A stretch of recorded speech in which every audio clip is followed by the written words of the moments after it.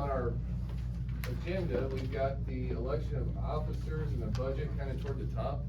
I'd like to move those to dead last before the adjournment, for the simple reason that I've got a PowerPoint presentation and some things that I'm gonna talk about in this presentation that I know about, and probably the rest of you may not be as familiar with.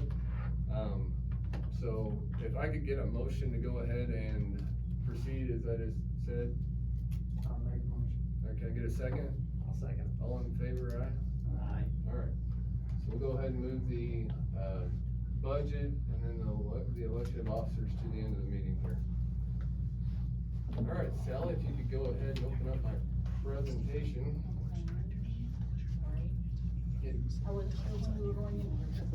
Just, it kind of follows the agenda, so. Is the agenda in this packet here? Yeah, well, I don't know what's printed. So, okay, he's got one here, that's good.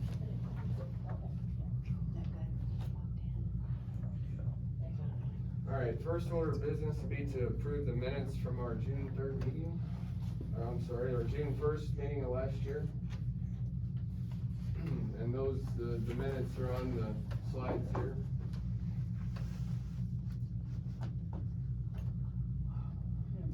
You don't need to flip through them for your review. No, they're just available if anybody had any questions.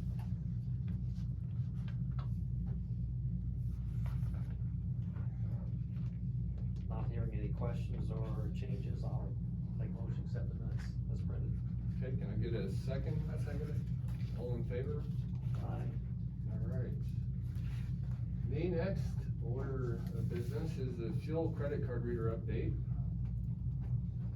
So this blue box is that nice, roughly $13,000 Petrovin 300E fuel credit card system reading we purchased. It has been installed. It works through the internet. So unfortunately, a couple months ago, we had a really bad electrical storm. It took out our wireless router.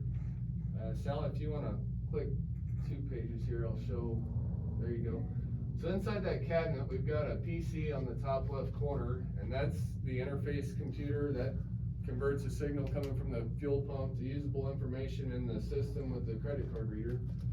The bottom left, the little silver box, that's called a fuel site controller. And that's what we get into to make all the changes to the prices and things like that. That center thing on the bottom, the white column, that's our Wi-Fi router. So anything gets knocked out, that's kind of our first place to look there. Go ahead and go to the next slide. The little troublemaker that was also taken out was this little, it's called a 485 to USB converter. It should have 2 blue lights and a red light on it, and as you can see, it only has 1 blue, so that was our problem right there. So got a new one and we've got fuel again. So you would think something that's that sophisticated and expensive could be a little better protected against storms, but that's a low voltage wire right there. Those are 24 volt wires, and they're, you know, it happens. So glad we're back up and running. Now the next slide, just kind of reminding us of the condition of our fuel tank here. We got it internally cleaned last year, and they advised us, I believe, to start thinking about getting a new tank. So we'll get with Ian here toward the end of the meeting if it's okay, and he can explain some of the grants that are available, but we don't need a 10,000 gallon tank to replace it with.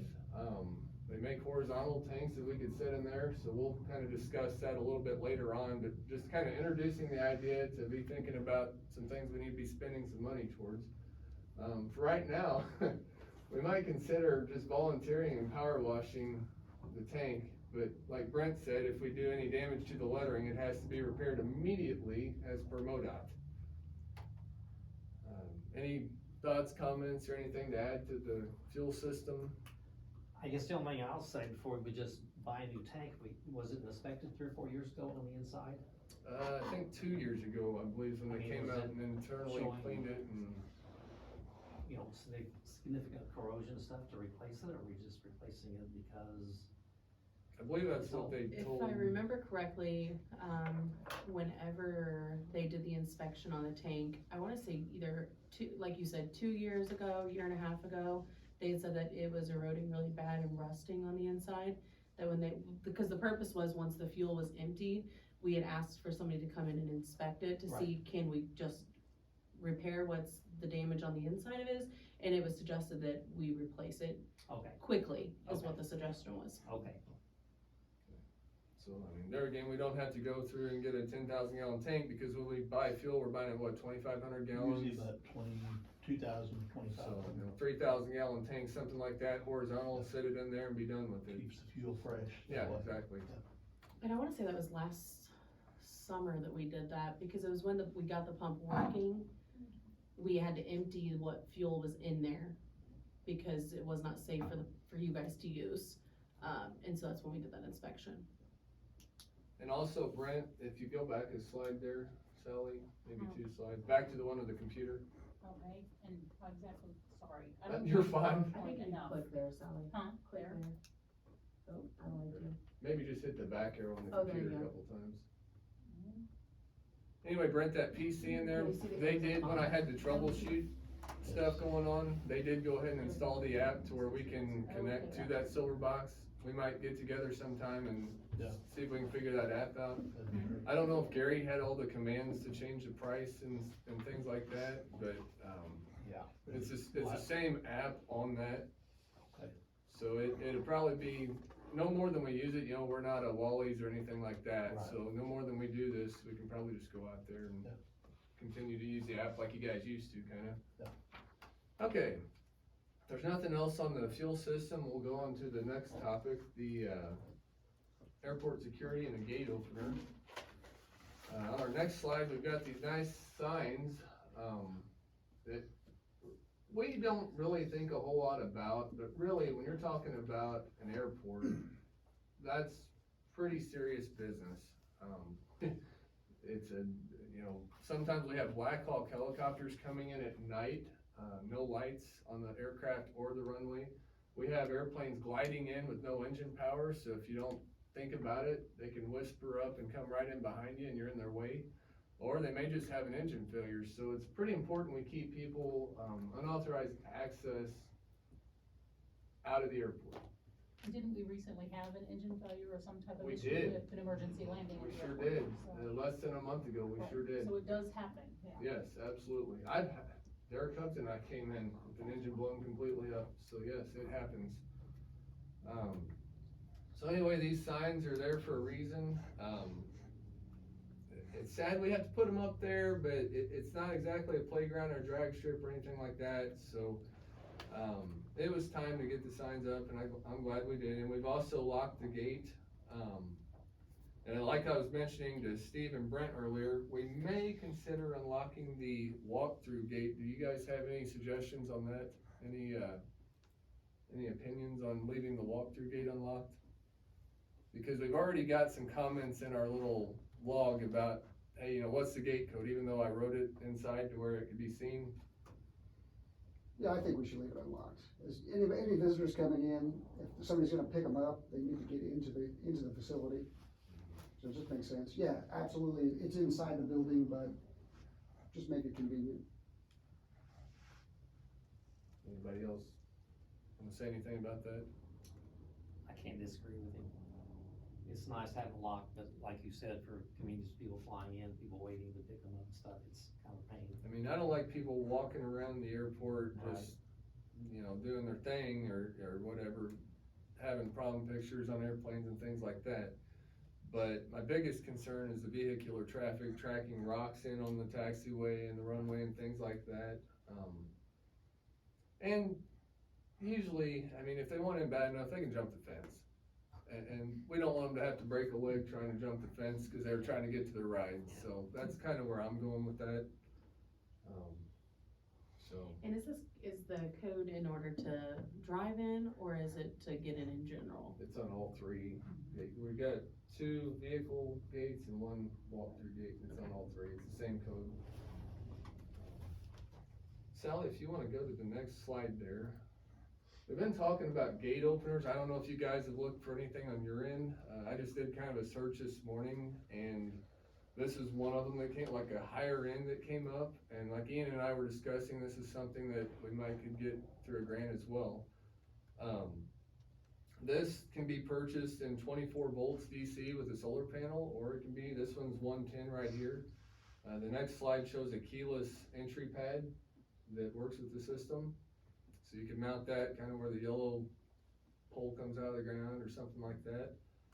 It also has a couple like garage door openers you guys could keep in your trucks or something like that. But this is just kind of things to keep in our minds for now as we kind of get into the budget season, or y'all are already into the budget season. And Brent already got a quote from D&K out there for Sure. a similar system. Yeah. Install, what was the, 1,900 and something, Yeah. that's putting new post, bracing, Yep. you know, stretching the wire, re-stretching the Yep. wire. And like I said, that's a higher end one there, and they're made for a chain link gate, so you'd have an additional expense for the chain link gate. I don't know if that included that or not, but, it's basically like what our entrance along Highway 32 would be, just a chain link gate, and it has a chain that slides it back and forth. It's got, I think this one half a horsepower, so plenty of power to pull that gate. So yeah, we've got some options, and, if you'll go to 2 more slides. Some other things we were kind of discussing and thinking about is a DVR, a video recording system with some cameras. We talked about sinking a pole to where we could keep an eye on the parking lot, the pilot's lounge, kind of the ramp area, the fuel system. You can get several cameras with this, but to do that, if we wanted to stream to the PD on their monitors, we would have to have a little bit stronger upload speed. And so Starlink Internet would give us an option there, and it's not really that much more other than the initial hardware. If you buy it new, it's $600. I think you can get it for $300 refurbished, something like that. But that would be an option to kind of get rid of all the CenturyLink problems we kind of have here and there, and also give us a little better Wi-Fi for the pilots as they come in. You run all the systems through that one. Exactly, yeah, you're gonna get a better upload and download speed. You know, we might be able to get like a TV monitor donated with weather system. We've already got a computer that's donated, it's just a matter of getting it out there, for pilot weather and stuff like that. We mentioned the gate opener, and the gate code there is the CTAF frequency. I think, anything you guys wanna add as far as security and your thoughts? Well, I think it'd be good to have the cameras out there because, I mean, just like the gate being locked. There was one, a couple of years ago in the fall, I went out there and there was a guy parked on the runway bow hunting. So, I mean, if you had the cameras, then you'd know who's doing that.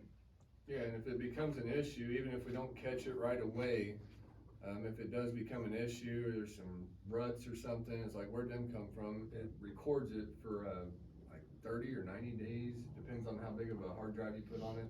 So we've got some options there, and I spoke with Jason Hogan on that, and I also kind of verified online, and the hardware cost is about $1,200 plus install, so not a terrible expense for kind of what we're trying to do here.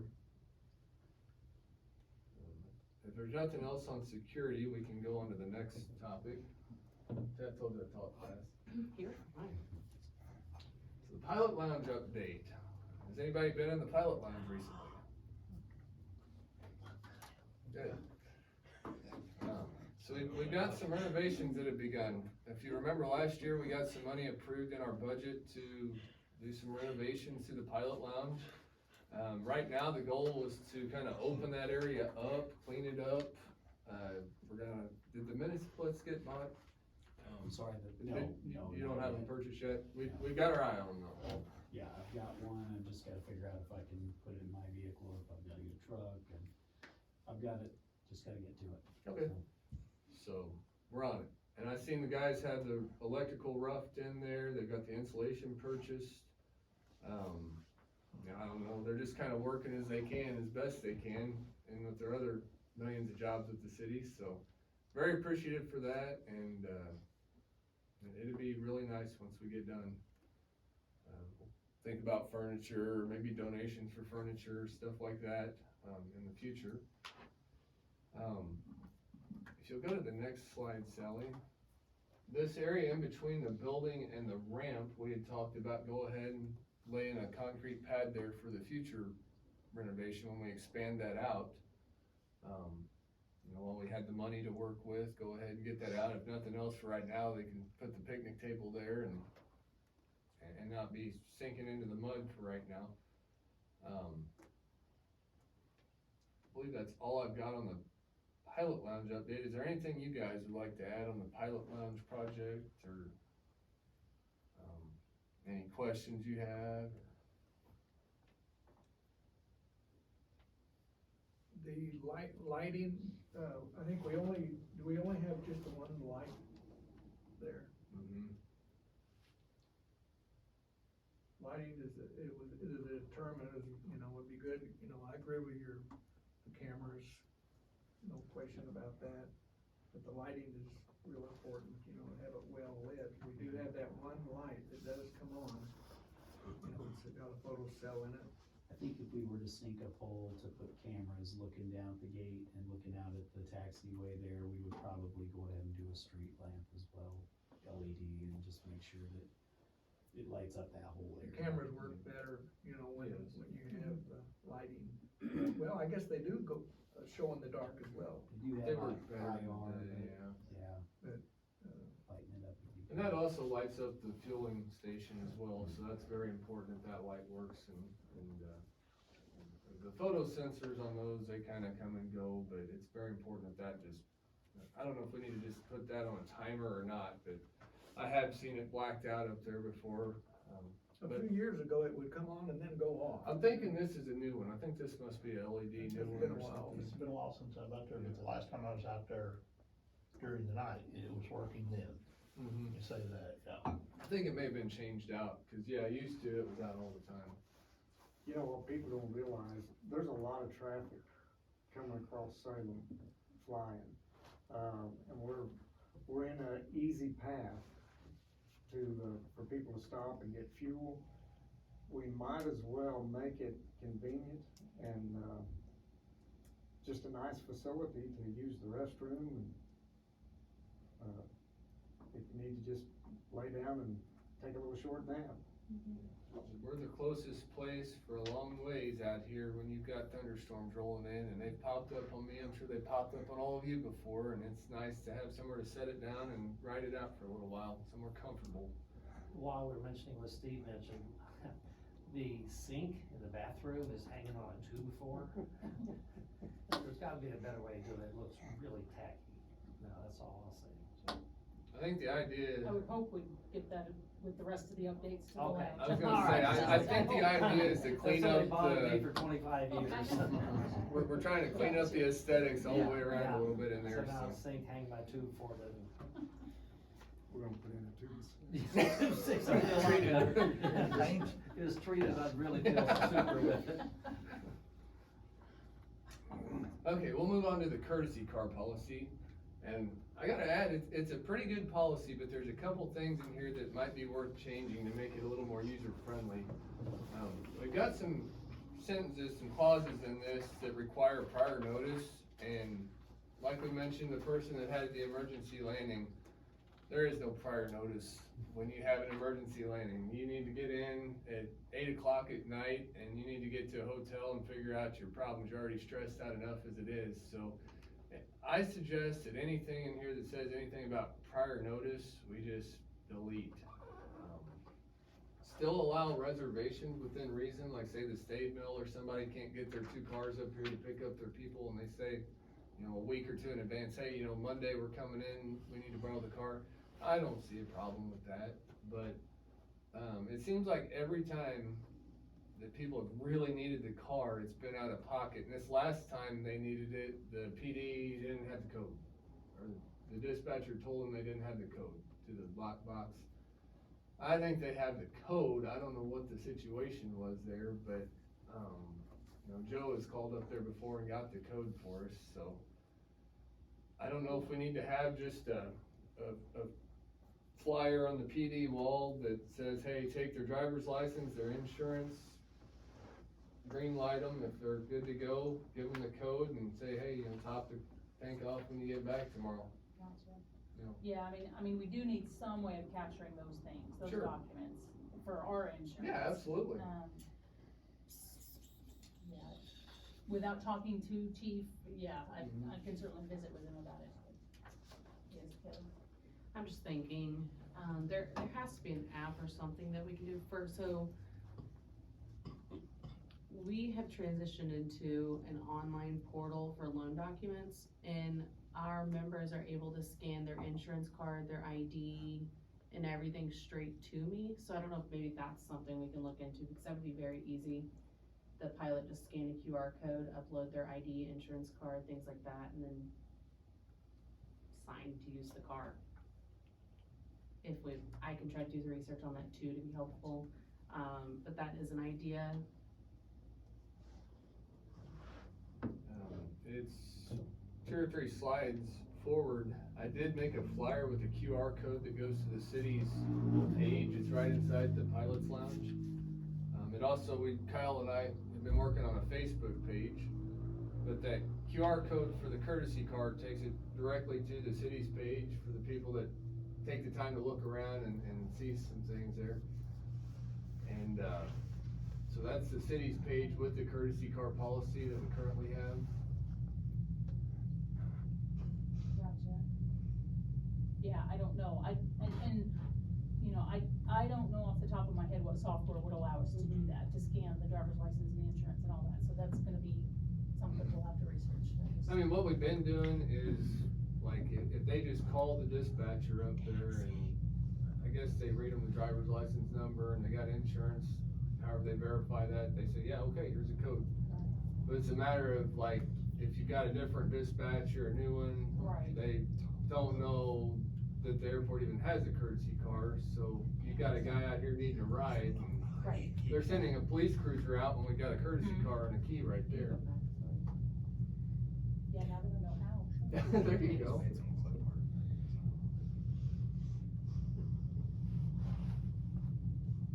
I just wanted to read that. So how does the board feel about the proposed, or the current courtesy car policy and the kind of the proposed changes that I'm bringing forward? It needs to be easier than what it has been.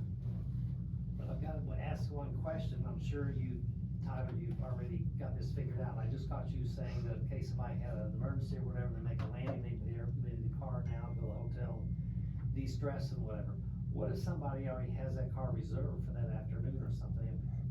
They've sent cruisers out kind of as an Uber before to get them to town. Okay. So they've had to do that a few times, Okay. so. We've even had other staff who have been calling and folks. Okay, so long as you've got something to take care of that particular situation, I have no problem with Right. what you're saying. And we've also had a situation where we had folks from out of the country Yeah. Uh-huh. fly in, and of course, their driver's license don't work with our system, and so we've had staff go pick them up. Okay. So that would be my one concern, is that, and I don't know, because I don't handle this, I don't process the driver's licenses and stuff, and so I would wanna check with our clerk about, you know, do we scan those driver's licenses, run those numbers for a check? Do you know what I mean, before we just give them the code to the car? I would think we probably do. Yeah, I think so too. And so, there's gotta be a little more to it than just, here's the picture of my license, and you have it on file, we're good to go. So I would wanna ask those questions before we, do you know what I mean, move forward with changing just yet. Do you know what I mean, just to make sure that We're just whatever we. kinda suggesting to Gotcha. streamline it a little more. Gotcha. I mean, we're just an advisory committee Gotcha. anyway, right? Well, So we're trying to make this to where it's not embarrassing when we have a Gotcha. letdown situation. Gotcha, no, and I get that, I just wanna make sure that we've covered ourselves through all the steps. It's got several things that request a prior notice in the agreement, and that's just not Gotcha. feasible. Gotcha. Yeah, cause I fly places and it's like, I need the car cause I need to go get a tool from AutoZone or something Right. at 8 in the night. And I wonder if that wasn't put in place, cause I remember there for a while, an issue was city staff using the courtesy car and it never being at the lounge. So I- Returned, right. Returned. So I wondered if that was maybe the wording of that, I don't know, I I'm just don't trying to think think of so. that. No, I don't okay. think so. I could be wrong, but I don't think, yeah, I know that was an issue, but I don't think that was the reason. So maybe if they had a calendar or something, just a paper calendar on the wall, the PD that had here's the codes that they need to know, with the simple instructions, it could be that simple. Cause the PD number's right here on this flyer as well with the picture of a car, so.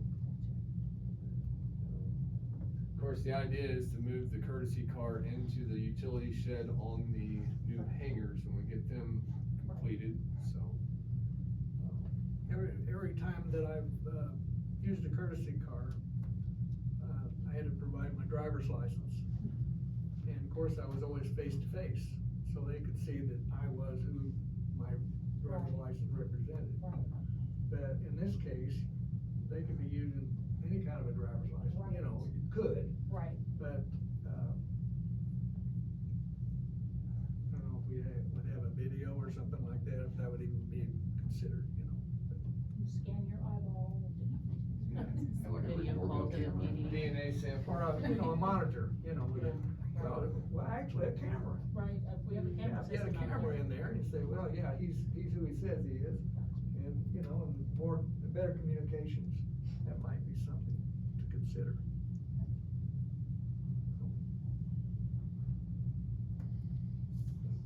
It's become enough of an issue, it was worth bringing up to you all to where we could put our heads together a little bit on it. I don't have zero issue with cameras, I think it's a great idea, and I can see spending the money on it, it's just, the internet's the lift that figuring out, you know, what to do, shutting down what we have, and then how long would it take to get the Starlink stuff, so that you have a better connection, I don't know. I thought that timeline was longer than. There was a waiting list with Starlink. I'm sure there is. The refurbished equipment, I think you can just buy for like $300. Is there a commercial account also for Starlink? I've been told, I don't know that for a fact. At Doe Run, we've got at Herculaneum and Glover, do you know anything about that, Kyle? We've got Starlink, but I don't. Yeah, Dorun has a couple of Starlink systems that they use, and it's, they also have a mobile one in case like one of the mine sites goes down, so they have communication out there. But what do you look? Well, they were asking if there's a difference in our, industrial count or commercial count and residential counts. Oh, I don't. No. not that I know of, I think it's just a, you know, it's just a solid link, I don't think they have a commercial line difference for an account on that, it's just access. At least not that I've seen online, cause I did some help in researching some of this stuff, and as far as I could see, you know, there is like, different levels of service, that you can get if you're running a large business and need a lot more like bandwidth or something. You can get a commercial account that has a lot more bandwidth, but for this purpose, I don't think so. If you're just wanting to, even live streaming 1 or 2 cameras, you're probably good. Okay, yeah, I just have to work with Stacy and make some calls, see what we can do with it. Okay, any other comments on the courtesy car policy?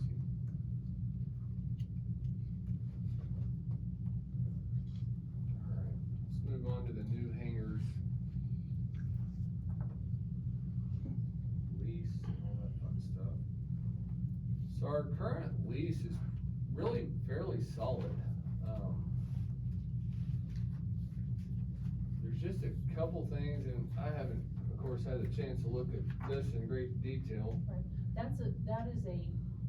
So what you guys have is a hangar lease, what I passed out to you, that is a grounds lease. So that's, you know, sorry, Tyler, you and John had come and spoken to me previously, we talked about Yep. for like commercial enterprises locating at the airport, that's what that lease is for. And so, Great. yeah. And I'm glad you had this, because a couple slides, forward, I've got a couple things on that as well. Gotcha. We found where Moberly has that publicly, what they do, Okay. so I went ahead and put that up there. And I do have a couple of other examples that I did not bring with me tonight, just, there was a day. So but I wanted to at least provide this one. It's quite lengthy. It covers just about everything you would imagine. Good. But it is, so it's, just real briefly, do you want me to go into it or? Yeah, sure. Okay, so briefly, what that grounds lease does, and the reason it's called something different is because they surveyed out an actual parcel, X number of acres of land on the airport.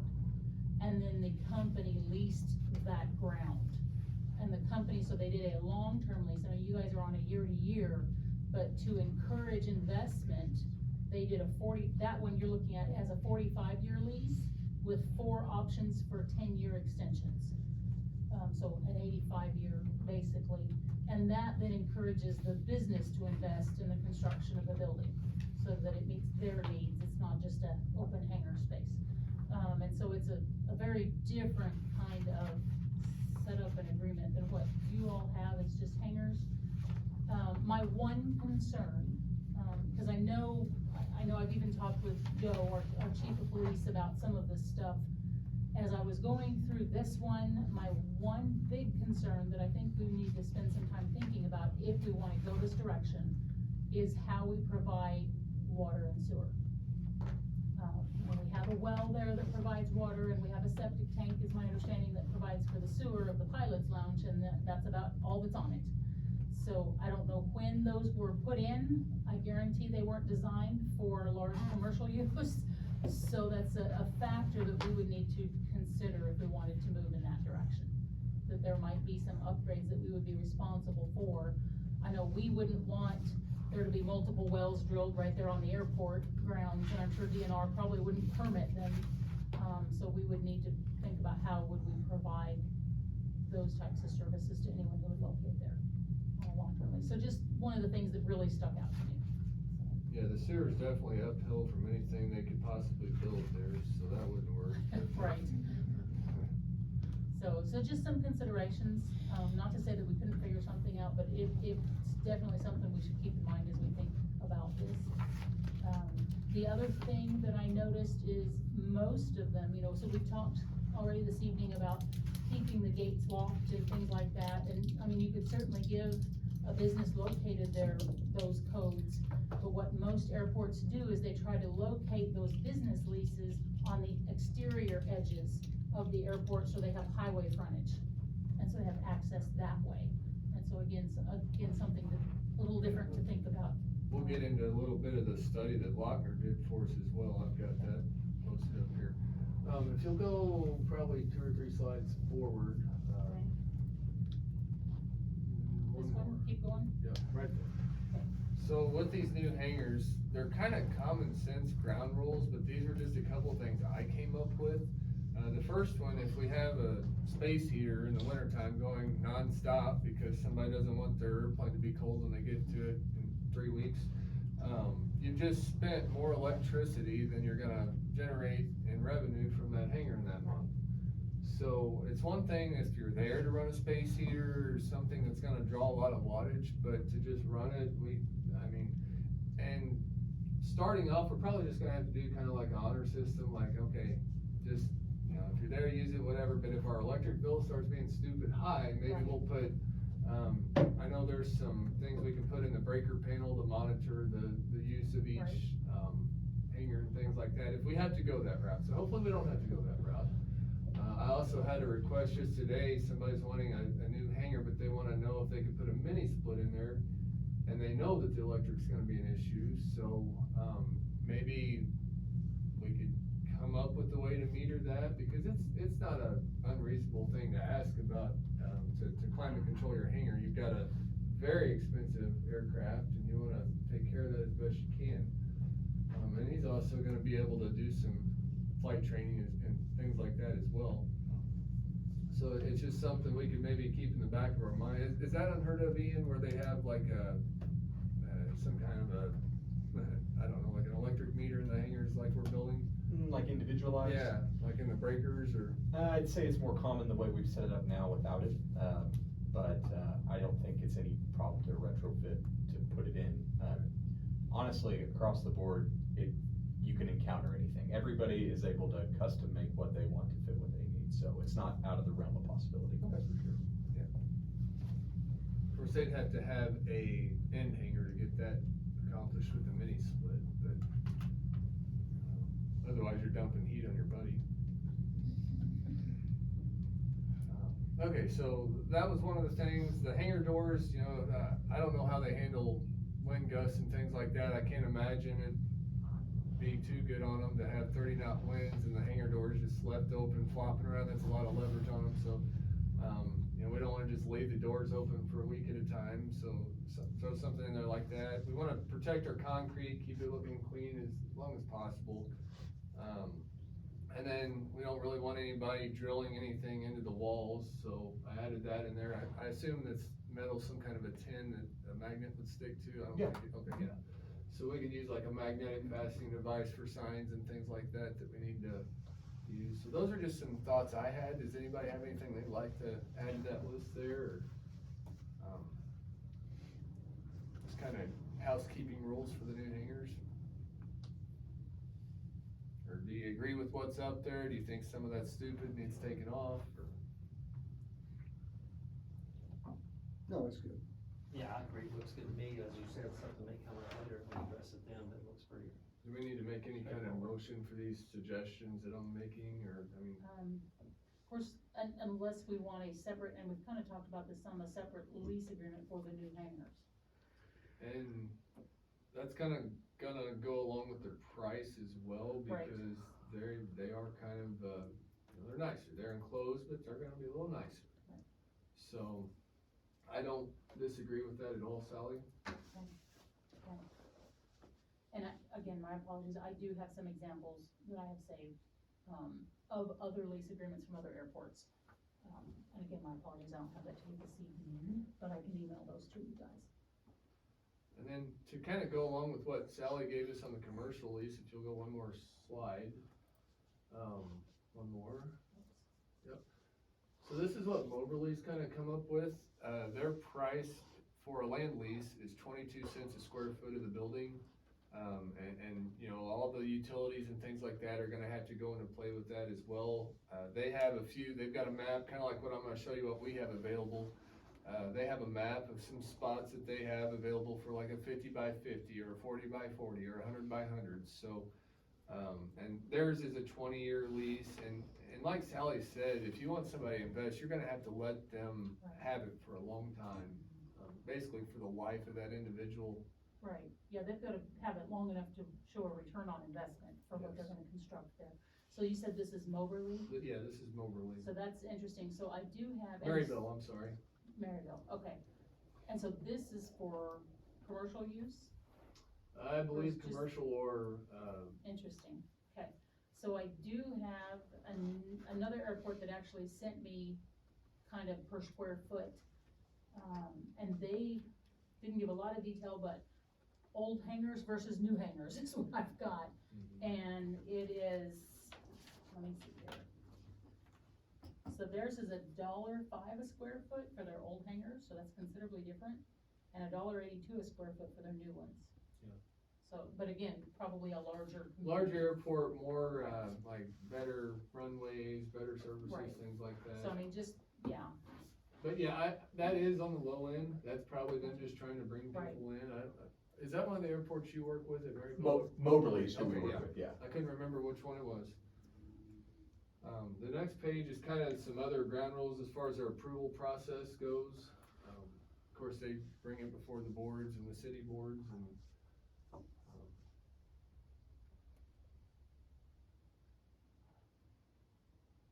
so, there is a process, and I don't think it's impossible for us to pull something like this off, cause I know there are a few companies that are interested in building a commercial hangar out on our site.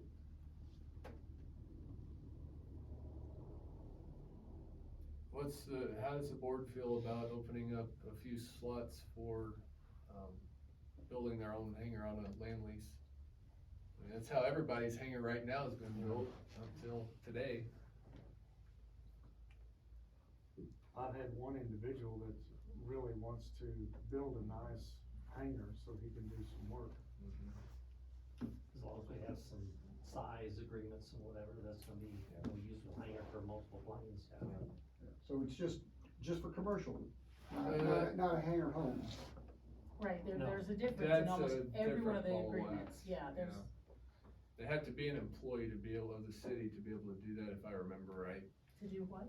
To be able to reside on the airport, Oh, we looked into gotcha. that a few years ago, and you have to be an employee of the city. Gotcha. You know, security guard, pay Probably, them $1 a right, year or probably something. originally for security purposes, Mhm. yeah. So, yeah, that's a different ball of wax there, but, you know, and our hangars are great and all, but, if you wanna get I think we have one hangar, maybe another one that you could get 2 airplanes in if you really tried. But you've got one individual that wants 3 or 4 airplanes, or they wanna run a mechanic service, and they're gonna be doing that on a regular basis, they're gonna need a bigger building, so, a T hangar's okay for like one airplane, but when you've got guys wanting a business, they need more space. So if you go to the next slide, I've kinda taken a satellite picture, I don't know how recent this was, fairly recent, cause all the AirVac stuff's gone. Those are our current, hangars right now. And then if you'll go one more slide, the green, well, minus the air, this is an older layout. The bottom left building is the old trailer house that AirVac had. But as Sally mentioned, the business would want the road frontage, and so that big square to the far left actually shows how they have a parking lot accessible to the outside. And then the fence is very hard to see because it's a very thin blue line that comes up just to the, that would be to the east. This map is oriented differently. But, Is this the one you're looking at? yep, right there. So that line right there would be where the fence is moved to. And you've got the parking spaces available there. I can't remember, I think that's a 75 by 75 building there that they proposed. Of course, that's a lot of pavement that and there's gonna have to be some built up areas there if they build that up too much there. And then all the other yellow boxes, of course, the top two are the hangars the top right one's the one that they started construction on today, and the one next to it to the left is the one we plan on doing within a few years. And then at the very bottom right, they also found another location between the light transformer and the well house, so. Of course, those trees are all gone now. So are these are proposed buildings? Yes. Tyler? Okay. Proposed sites. I've not seen this layout before, so that's why I'm, Yeah, it's an older drawing, but, were these proposed as commercial locations or just proposed buildings? proposed buildings. Just in general? I think it's up to us if we do them commercial or. Gotcha. If I could just lend a Sure. a little bit of insight. So this comes from, the airport layout plan, which, routinely it gets completed once about every 20 years on average, it gets relooked at. But as changes happen, like when the new 6-unit T hangar comes up, we will update this drawing, which is the terminal area plan within that set of other drawings, to show the orange that goes from proposed or future to the green, which would be existing. So while this is just a plan, this is in no way something that you are locked into. When this was completed, and I can't recall the date of when this was, it's been over a decade ago, Yeah. probably. What Lochner does is we come to the city, with 2, 3, 4 different types of terminal area layouts. We all discuss it, and we kind of, combine them into one that fits best, and that's what was shown on here. But it's not in any way, you're not locked in. So that large box hangar with the auto parking in front of it there on that one right there, whatever dimensions are there, it may be 7 by 70. If we can do 100 by 100, certainly, absolutely, go ahead and we can put that in there. It's all just here for planning purposes and what could happen. And that taxi lane on the west side of the new T hangar, that was designed so that we could fit larger Group 2 aircraft size through there, whereas on the east side, only smaller Group 1 aircraft can go over there. So we have built that taxi lane to foster new development within that corridor there. We're not, siphoning you off by a small tap, to say. So, that's just kind of some background of how this comes about and what it's depicting there. And like he said, you know, these are feasible locations that we could build buildings. That's just to show you how much room we have and where our current layout is, so it's just to show that we do have room, and if we do this by the grant process, this may not happen within 100 years. Yeah. And so, by opening this up to businesses, this could actually happen a lot sooner, so. Or individuals, I've also had some individuals that would like to build their own hangar. Anybody have any thoughts as to? Yeah, I'm good with the commercial idea. Get a couple businesses in there and see what happens. Now, individual hangars, I'd rather not do that since we're building them for the city now. Right, they would have to be under a code as well if we're gonna build like a row of hangars like that.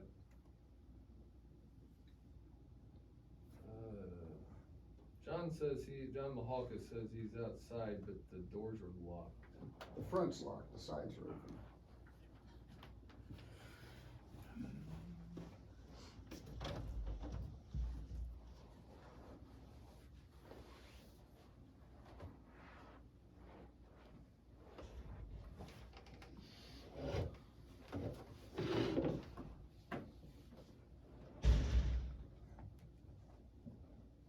So I guess we'll, spend some time between us and you and see what we can come up with, maybe, you know, I wanna tell people, hey, this could be serious, you know, are you seriously interested first when they come to us and say, Right. and then, you know, draw up like these commercial ground leases and things and figure the sewer and the water out.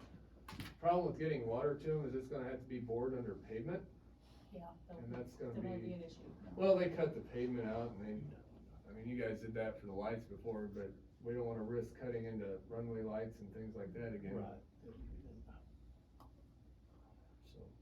and Steve, I was gonna ask him a question when he gets back in here about the transformer placement, because I kinda wanna keep this in mind when we place it.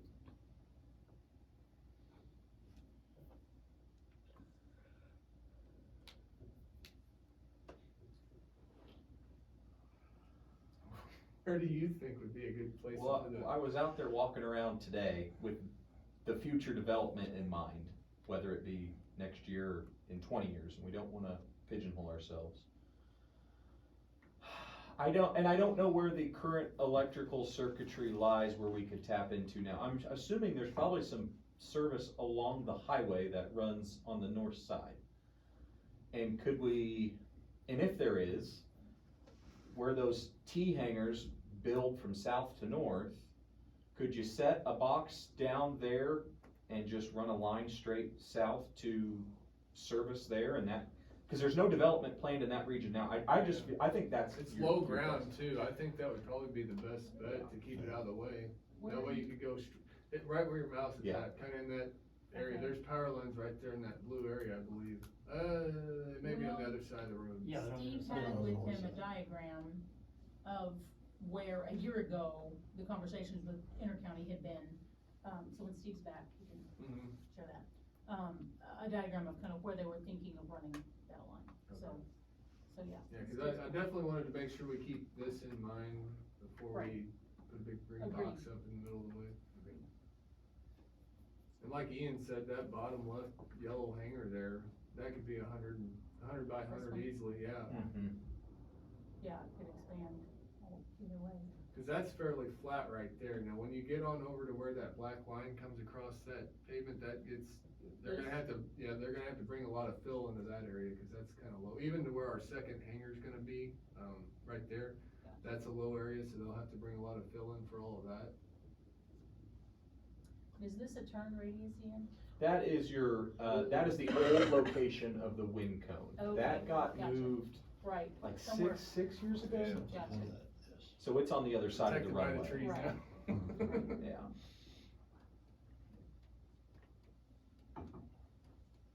And I will add, if conversations do happen where that large box hanger is shown, Steve's locked out too. I got it. Alright.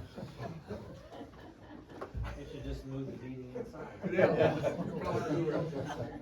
Oh, well, here's a text from Sherry Lee saying, if you're at the airport meeting, you might wanna talk the west doors open. Now Kyle's like,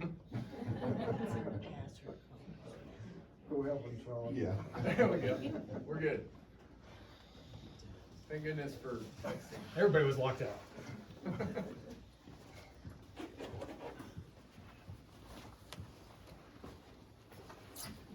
Steve, we were just talking about the green transformer, and this was, I don't know how much of this you were in on, but we were talking about if we put that green transformer in somewhere kinda out of the way for what we could develop here down the road here.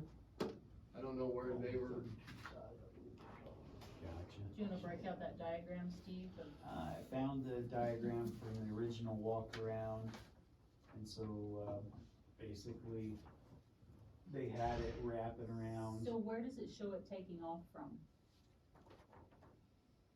Kind of where that yellow box is down Which the F highway. I Yellow believe. box? oh, The so one they're over bringing by it from the our highway? original service. So, This right way? there. They've got it Oh, wow. documented coming around by where the second hangar would go, basically, the power So wrap. all the and way around Yes, the ma'am. outskirts here Yeah. over this. So if they could come off 32, it would save a whole lot of footage. Have to add a meter. But is for that them, but- where our power is already coming Yes. in? Yes, off the From this outside. diagram, it looks like the power Yeah, comes so in that's the over. lounge, yeah, so this is the lounge here. Wow, Yeah, that's to keep it on the same meter, so. gotcha. And that's something Brent and I can go out with the representative from Enter County and. Yeah, they would have to kinda straighten this out and kinda get it out of this area just for future development possibly, but, okay. Yeah, that's a long run around all of that. It is. Yeah, it may be cheaper in the long run just to pay a meter fee, I don't know, Hey, what? a meter fee on a second meter, but I don't know, that would be, Yeah, I think that Well, I mean, if you was- guys are gonna all do your own mini splits, then. right, yeah, I'll pay for it. I don't want a mini split, I'm just a fan.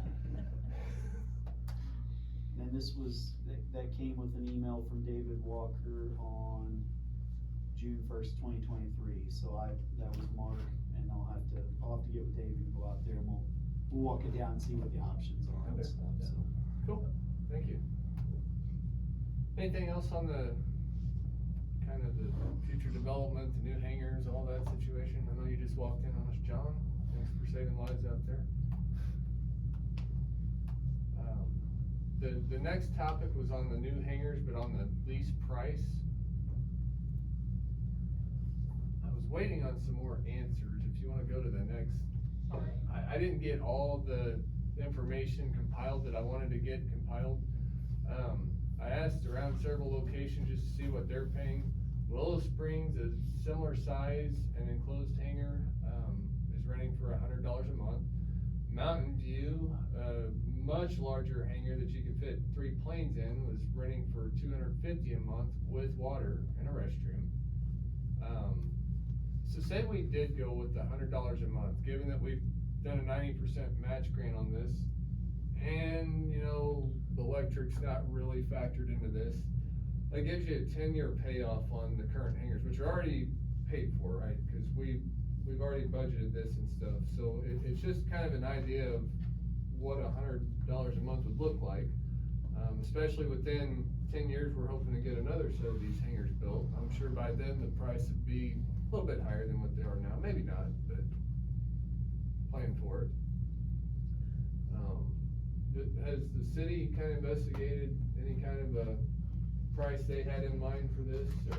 We have not yet. I just kinda wanted to give you like a starting point or something. We don't want it to be so high that nobody wants a hangar.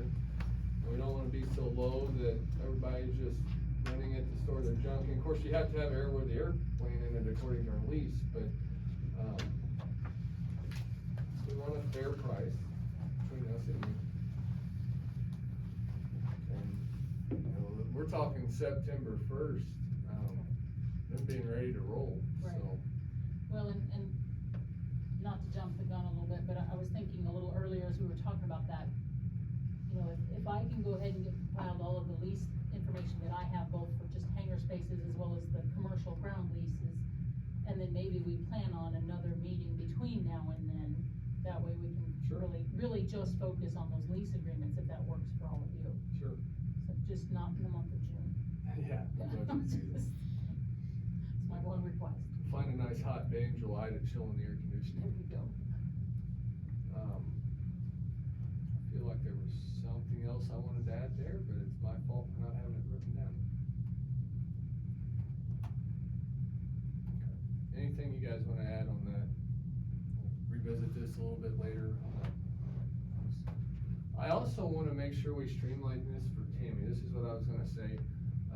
We've been in situations before where we had like a 2-year musical hanger situation. You know, go by the seniority, it's like, well, do you want his hanger, he's moved, do you want his hanger, so we get into that situation. So I feel like we should be like, okay, like, me and Rich, I know we're interested in a new hanger, I don't know if anybody else is or not. It's already out there, so you go by that seniority first, and be like, okay, so-and-so's got seniority, which one do you want? And then, okay, does anybody else, these hangers are, you know, just make it a little quicker process, basically, Okay, so. and how do you propose we do that? Well, like I'm saying right now, I know Rich and myself, of the people out there, I don't know if there's anyone else, we could send out a mass email to all your, Right. you know, the lease has to go out for the new, budget year, cause we haven't been billed for this year, I don't believe yet, for our hangers. Well, no, she's not sent a notice. Do you Right. specifically need a notice? So that's something she was talking to me about earlier today. Okay, You know, do you specifically need a notice?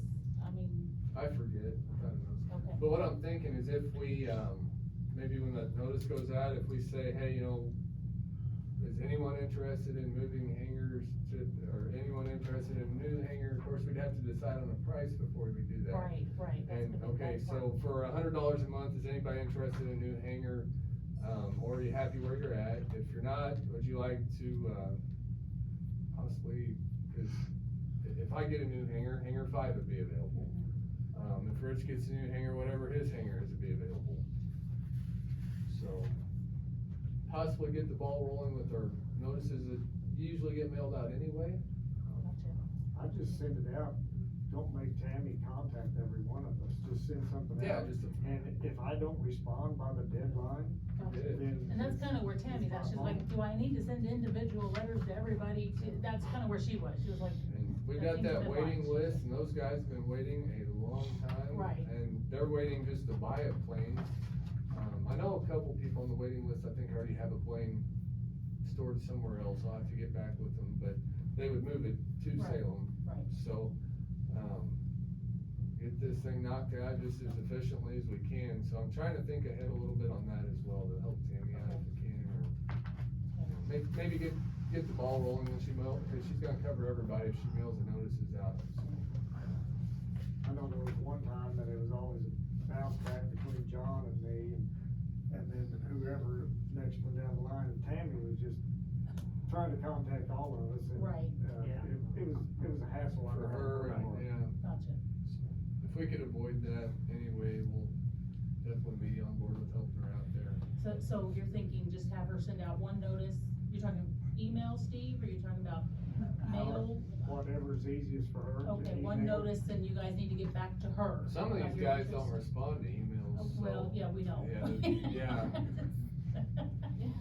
know if they But I respond to mean, it. you know, let's just say September the 1st, they're available, Right, and you send me an email, and I give you a confirmation that I received it, and if I decide not to move, right, then gotcha. it's my fault if I Right. haven't responded to you by Right. September 1st. So maybe if we send out an email with a read receipt. Yep. And then that way, okay. So I'm thinking for now, you know, maybe we go ahead and have her move forward with the lease renewals. And then, you know, as we get the leases for the new hangars nailed down and exactly what those prices are, then we send out a new piece, and then we, whatever you already paid or whatever for your current lease, then we prorate and, you know what I mean, do that at that time. Because I think trying to figure it all out right now, it's too much, so. So if you're okay with that, we'll kind of proceed in that fashion, and I'll visit with her about it tomorrow. I think so. Okay. We've got that one Van Winkle hangar that's vacant, cause the guy came, got his plane, Gotcha. so. Okay. That's all I'm gonna say about that, 'cause it's Gotcha. none of my business. Anything else we wanna add to that? The next topic is the new board position, and I'll kinda explain how this came about.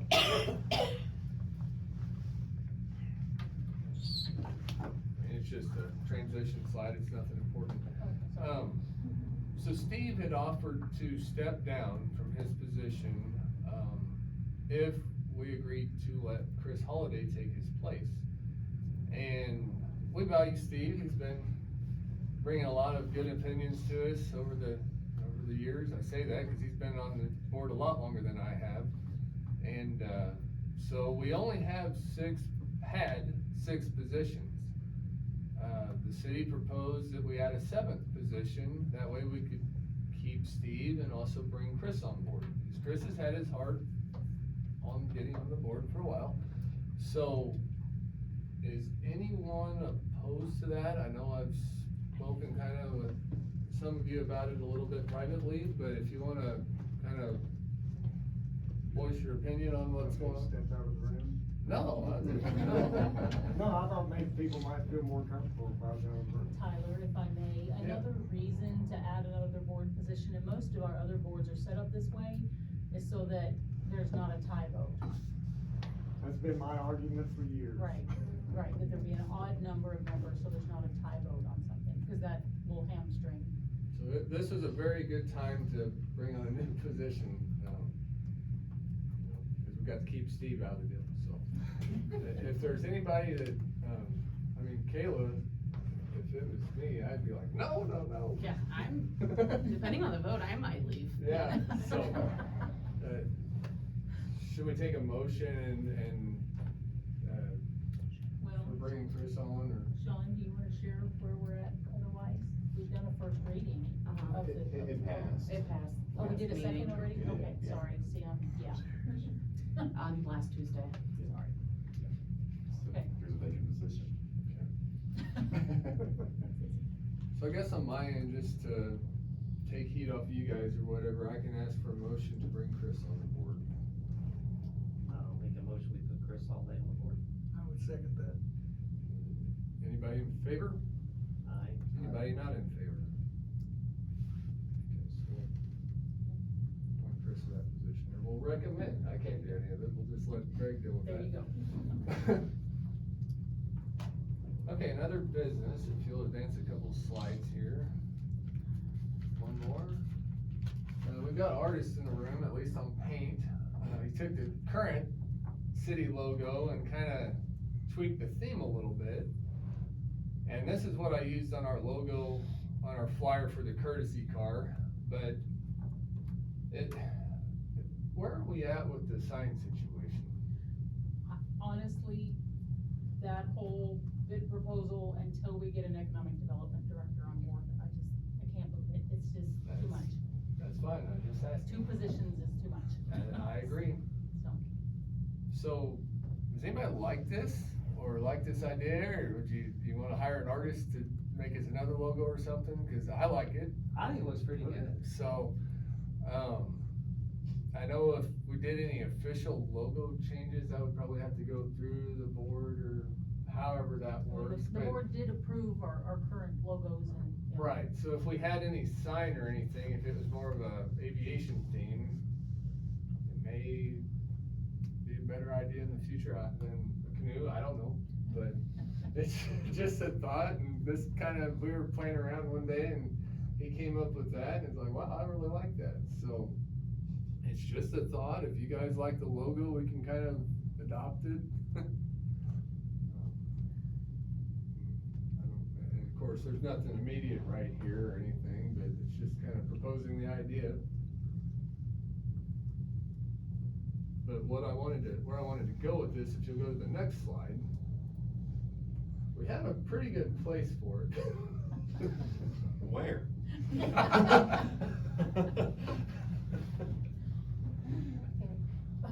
Do we know where we're at on this situation? what is this? This is the Schwartz hangar. Okay, gotcha, I do not have an update on where we are. That is, Is this the one that was in probate? No, well, I don't know that Claim it's it. actually in probate, well, maybe it is. You know, their attorney had reached out to myself and our attorney, and, yeah. That's kind of what I can say. Cause if there was any kind of document that we just need to visit with the family, I think they would cooperate. Gotcha. I've heard that they're willing to talk, Gotcha. so, if we could, and I'd go visit them just person to person, I don't mind either. but, Yeah, it's, I don't think it's in, yeah. Without it, I can't say what our conversation has been, The so. problem is for me, I just don't have time to, No, it's- I'm going fire to fire, so I'm like, I want to work on stuff like this, but. then and I'm offering to help if I can, I'm just, but, you know, the reason I say that, we can't really fix it and make it look pretty as it is now. Right. Without the city actually having possession of it. Correct. So, and that's the first thing you see coming from either side when you get to the Salem airport. And are we any closer today than we were when, okay. Nope. Is it insured? Is it insured? I had heard that there was an insurance payment made to the family on that. So, and the family told me that, Gotcha. so, obviously it didn't go to that hangar. Now, the airplane in the hangar, And unfortunately, I dropped my phone in the lake last Saturday, text conversation.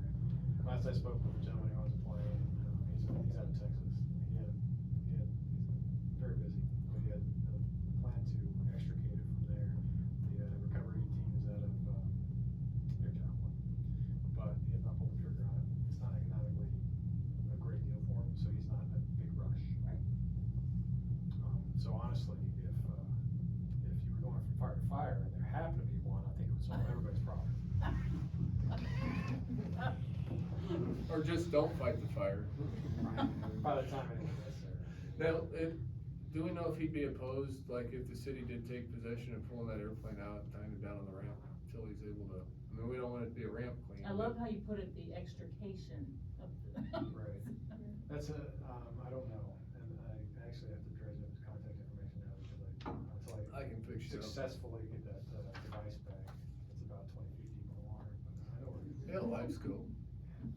Um, Won't find it though. but,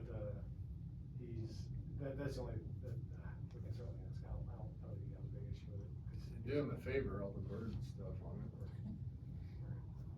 So he wants it.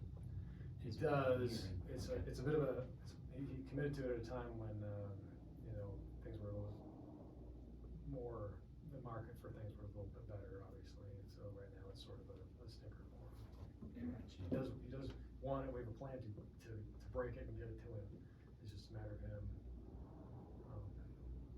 Paying for the trucking. paying for it, Gotcha. Okay, I'll follow up with you, maybe we get that information, I can make some calls too and try to talk to, I don't know. I don't know why he doesn't just fly it home. I don't know why either. So that brings me to my next slide. We mentioned, the option of putting a logo there. We also have some real estate here that, the retaining wall for the fuel pit. We could also do something like a logo, or even in our fence there, we could, have a banner with that sort of logo there, just, welcome to Salem. Welcome, not just, here's Salem. Any thoughts? Go ahead. I was thinking if you had your new tank, in the flammable smoking, no smoking sign was in the right spot, you could probably put the logo on the upper part of the tank too. But we could definitely probably pressure wash that containment area off the outside and put some paint to it. And maybe anchor in so that some local businesses could put, banners on there if they wanted to advertise. It's just, all that stuff's gonna take some time to get it done, so. Sure. I mean, the ideas are there. And I don't mind if I get a little time to get my power washer out there and start in on it, cause I know it's gonna take a while to start peeling that What, talking about that, what are we as pilots allowed to help the city do? And, yeah, I'd have to discuss with Sally and see what. Because I'm a Tyler, I'd be glad to go out and help clean things up. Yeah, me too, and you might wanna take a scrub brush and scrub the lettering, so the lettering doesn't get high pressure and washed off, and save quite a bit of work on that particular area. Right, we do have water right there, so. But I mean, even with, helping fill up the cracks in the runway, I'd be willing to help do that if I'm allowed to. Well, I think we've got that, it's just a matter of when, right, so, it's this summer project on the list, right? So, And painting the runway. Now, if you'll go to that next slide, since we're talking about it. So this is just a random sample here. Of course, when we sealed the cracks, we sealed over the reflective centerline paint. Not a huge deal, but it is starting to fade to the point that when you're coming in the evenings or during the day, the important part is knowing which runway you're landing on if you're unfamiliar with the area. You know, as instructors, I try to teach everybody, hey, make sure your compass matches up with your directional gyro, with your runway heading. But if you can't see the pavement markings, if nothing else, a person should go down there and paint the numbers. You know, that's the most important part. But yes, anything we can do to help out with getting the runway paint. I know you said you can't paint with the reflective beads in your paint. Yeah, I called my paint guy today and he hadn't got back with me to make sure his paint is aviation, approved. Okay. Talked to him late this afternoon, he hadn't heard back from his person yet, so just get an idea. Most of the time, of course, on asphalt, it's not as big of a deal, but a lot of times what they'll do is they'll paint the white down or the yellow on the centerline stripes on the taxiways, and then they'll have a black border to make it stand out as well. Like I said, this is asphalt. On a concrete runway, it helps a lot, but on an asphalt, I don't know that the black border is gonna be as important. But it's something to definitely keep in our mind, especially for the budget, if we need to put a little money in there for sealant, because I know we're starting to get a lot of vegetation growing through in areas, and we've got some expanding cracks as well that have exposed they've torn through the sealant. That's where we're at. So is that something to fill the cracks before you seal them? I mean, I've seen crack sealing before, but Yeah, surely they need to be filled before you seal do it. you know, Brent? Is that Yeah, as far as the ceiling, when you say ceiling, you talking about the whole runway, or? Well, the big ones, because we've got a lot, Or I think just within those 10 cracks. years, we're talking about resealing the whole runway. I believe, was it 10 years, somewhere within that 10-year plan. Correct. I think what we're making reference to is the cracks that have widened out to about 1 inch, 2 inches, putting like a hot pour type, elastic type material in there. Not applying like a surface seal across the whole thing, but we're just gonna address the 1/2 inch to 2 inch wide cracks, which it doesn't need a surface seal. You're certainly no issue with just filling those cracks, that would be just fine. You're doing just considering this topic, you're doing way more than other folks. So some folks won't even consider this on their airport. Yeah, we don't need trees growing up through the cracks. but Right. I'm afraid that if you did try to do some kind of surface seal other than just the sealant, it's not gonna, because we've already done the sealant once, so it's not gonna stick. You're just gonna have to come in with more of the rubberized sealant to get it to stick. I guess that adheres with heat, like really hot, He's around 400 degrees, yeah. so. But we've got to keep the water out from freezing and thawing. So, yeah, if we can stay, I know you and I have talked about it, you're down to a 3-man crew, and if we can stay on the radar, and if there's anything we can do to help, we're happy to jump in. My next slide, we've got Ian here, and Ian and I spoke a little bit, and he had mentioned like a ARPA grant, and where we're at with our other grants as far as the timing of the COVID relief money that was used. So, starting in 2020, there were 3 grants over the period of 2 years that came out of the federal government, designed to help alleviate the burden of lost revenue at airports, and the 3 grants were referred to as a CARES grant, a CARISA grant, and an ARPA grant. All 3 are acronyms for the larger, what they all stand for. So all 3 grants have been signed for and are a part, the city is entitled to start getting reimbursed for costs. 2 of the 3, the city has gone ahead and maxed them out. The CARISA grant, I believe, has been fully reimbursed to the city. The CARES grant reimbursement should be coming soon. I'll have an update for you folks here. I talked to MoDOT this afternoon. I have some good news. And then that just leaves the ARPA grant out there for a variety of things that you could pursue, a lot of which were topics today. And let me just confirm this number real quick. That ARPA grant is $22,000. And that can go towards really anything that Tyler's been talking about today. The gates, the automatic gates and the keypads, the installation of security systems and things like that. If you wanted to repair the fuel tank, that would be an eligible expense as well.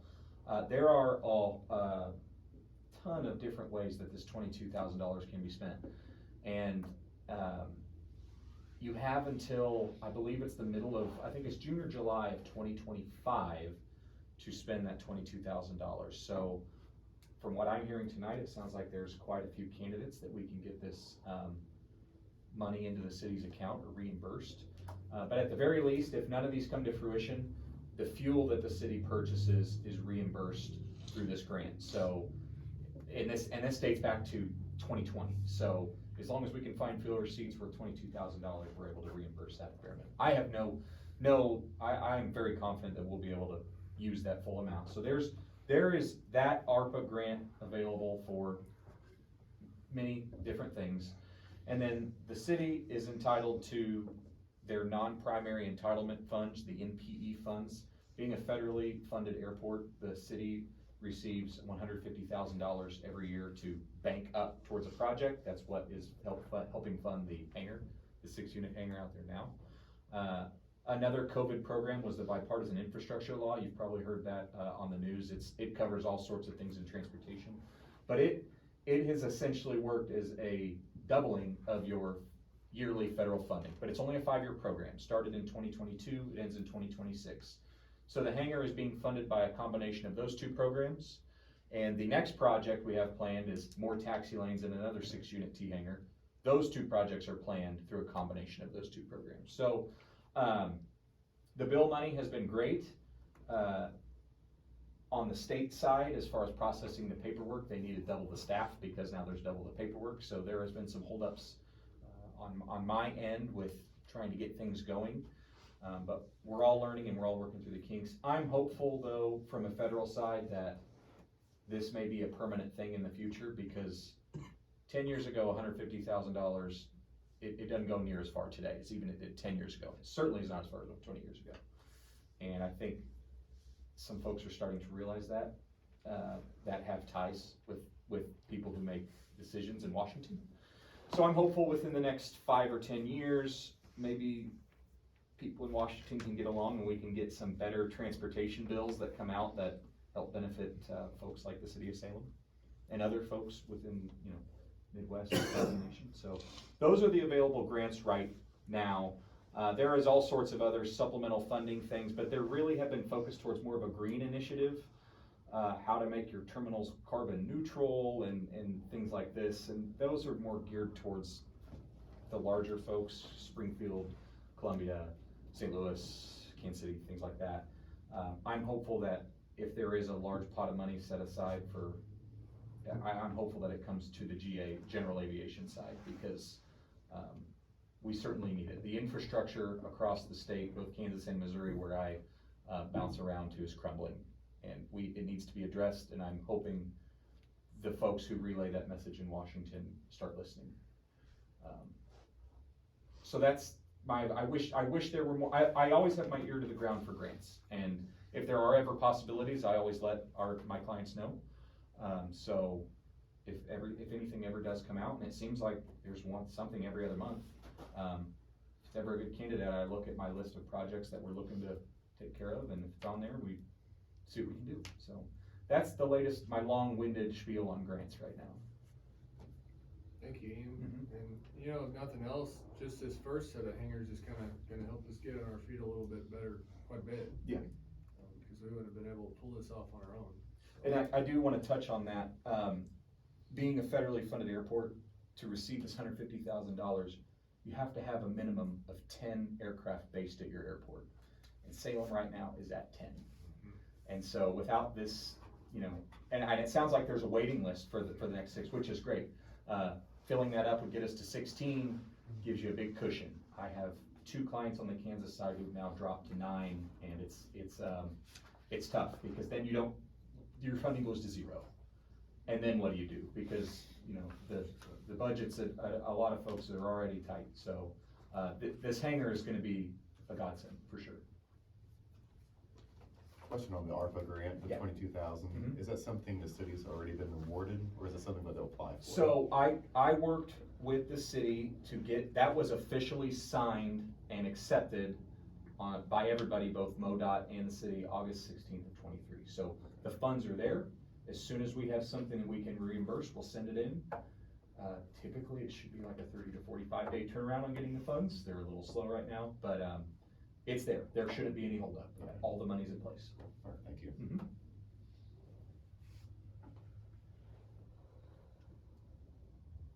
Any questions for Ian while we're talking grants and things that he does for us here? I would like to get with you when we do the power walk down, if that's okay? Yeah. Use your Mhm. engineering expertise. Yeah. Okay, I'll hit you up after. Alright. That's a good note to end on, 22 grand, that's a Yeah. win right there. Bring us right into the budget discussion, so it's probably gonna be hard to see, but you can go ahead, it's in our packet as well. Can we use this one? You want me to use what we This got? is a screenshot of what's, was sent out in our packet, so Okay. whatever you wanna. Everyone can see it. Can you all see? So this is a summary of, all the revenues and expenditures. It shows the, 2 prior years. Then third column is, this year's budget. As you can see, we've got the, grant in there. We're not gonna spend any of that, but in this budget year, a little bit, but not much, so. The next column is year-to-date through the end of April. And then the next column is where we project to end this fiscal year. So revenue side, it looks like we'll end around 98,000 in revenues. And then on expenditures, around 81,000, bringing a surplus of around 17,000. So for the draft budget, I did add in the T-hanger, what will be left to, what we'll bring in as revenues and expenditures. So, the 4,000 is, that may go up depending on, cause that is your hanger fees and stuff, so, that will probably actually increase with new hangers. But I've got the revenues at 693,000, with your expenditures of 790,000. Bringing us a deficit of 97,000. And within that, I guess we can look at the, details to see what all is in those expenditures. So if you look at the far right column, that's the changes from this budget year to next budget year. So that 6,500, savings, I don't know what we'll spend in fuel costs, but, compared to what we budgeted this year, I brought it down a little bit, 6,500. So I budgeted 15,000. Frank, you think that's a good number, or you think it needs to be more? Possibly, you know, it's been down some, so you're not saying Right. anyone's down, so. Yeah, this is where so this is what we budgeted, 21.5. Right. This is where we expect to end the year, 10.2, 10.3. Right. So, and I mean, worst case scenario, you know, we have to take our best guess at this. Worst case scenario, if we sell more fuel, if we're fortunate, then we do a budget adjustment to the positive. You know, you know, if we sell less, then we come in, under that, and we just have to put our best guess forward. what we think might happen. But like I said earlier, we are in a path. Right. And if everybody knows we have fuel, they stop and buy Right. fuel. Right. My one concern, you know, we talked earlier about the issues with internet connection and things like that, and so that's, until we get some of that stuff stabilized, that's gonna be a concern. You know, like Brent and I were talking, it seems like when there's a heavy storm or hard rain or something like that, the internet or the phone lines before is how it went out before, and now it's internet, so, which is also a phone line, so. Right, right. It's always been that way for years, yeah. If you wanna go to the next slide, this is more of your expenditures. General insurance goes up every year, so I increased that some. Yeah, your electric, within that electric, there's we budgeted 5,000, that's for intercounty to come in and hook up the new building. They quoted us 5,000, I don't know if that's still a good number or not. That's what we plugged in for there. And that was also eligible for the grant, I believe. Yeah, so 10%. whatever costs that ends up being, we're able to expense that through the grant at 90% reimbursable. So, but you know, if worst case scenario comes up to 10, that cost did double, but in theory, you'd be just on the hook for $1,000 worth through that grant. I think we had that factored in for the grant. Oh. Well, I've got it in different, I've got it in the electric line, so but I can move it to the grant line. Yeah. So there's no major changes within any of your other expenditure lines. We do have the 25,000 carried over to the next budget year for your pilot lounge. And it sounds like we may spend some of it this year, but, so, yeah, I'll just have to split that out a little bit more. But as far as the deficit, options are, of course, to cut expenses, or to, go back up to the summary slide.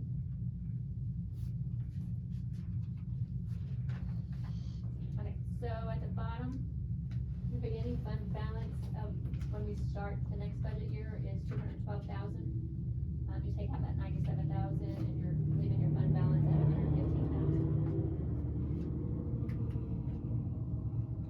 So these are prior year funds that have just been set aside each time.